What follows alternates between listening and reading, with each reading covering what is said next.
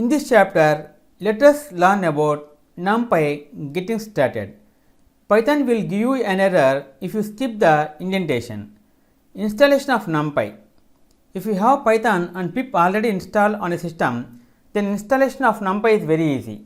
Install it using this command. See the syntax: pip install NumPy. Import NumPy.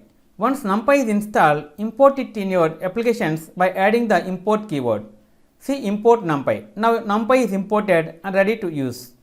See here, import NumPy. Yes, the result returns this. NumPy as NP. NumPy is usually imported under the NP alias. Alias in Python, alias are an alternate name for referring to the same thing. Create an alias with the as keyword while importing. Import NumPy as NP. Now the NumPy package can be referred to as NP instead of NumPy. See here, we are just import NumPy as NP.